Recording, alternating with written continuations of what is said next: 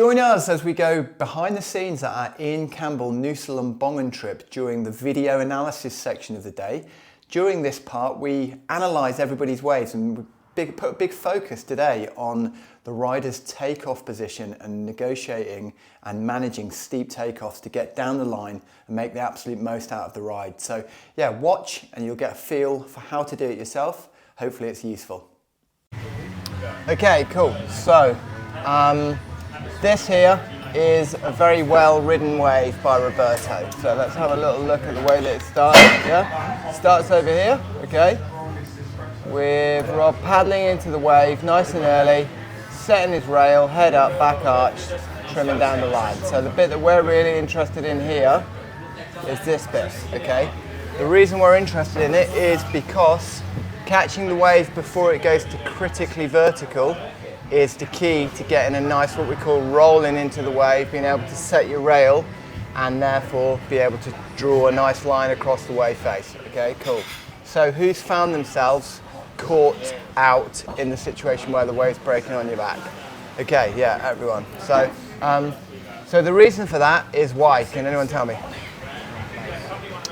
Yeah, what'd you say, wrong place? Yeah, wrong place. Yeah, so wrong place, and why would you be in the wrong place, maybe? Looking soon enough, or acting soon enough. Yeah, that's good. It's fast. Fast, yeah, good. So I think that's the root of the situation is that these waves move more quickly than they do on the waves that we're traditionally used to riding, which is more beach breaks, isn't it? So as a wave hits a reef, it lurches up, stands up more quickly, and breaks more ferociously, okay? And that ferocious breaking nature is what we love, because that's what makes it tube, yeah?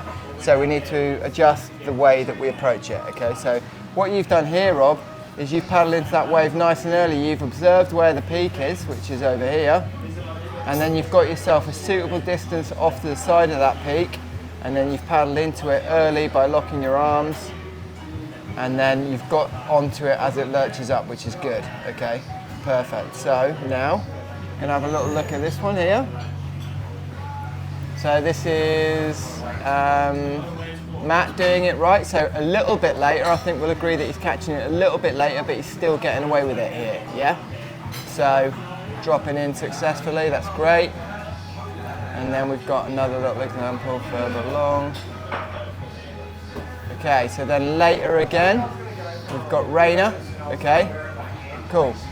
And Rainer just kind of pulls into a close-out barrel and then pulls through the back of the wave.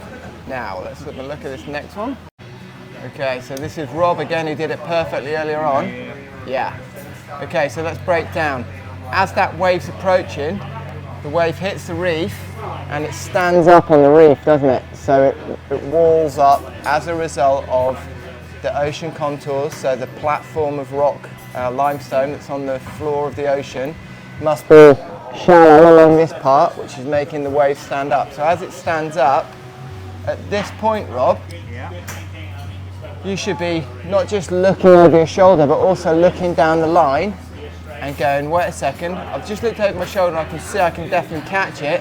Now I'm going to look down the line and go, wow, it's walled up really quickly. So what would you think you need to do at that point?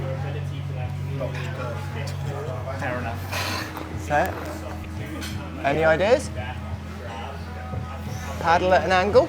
Paddle at an angle? Yeah, you took the words right out of your mouth, didn't I? So at this point, if you were at a beach break, a lot of the time you have to paddle straight to catch the wave. Yeah. If you're on a reef break where it's really drawing off the reef and it's got this suction, it's drawing you up the face, you can take up at this angle and then just drop in onto your rail edge, and then you'll be out of that kind of impact zone here and traveling across.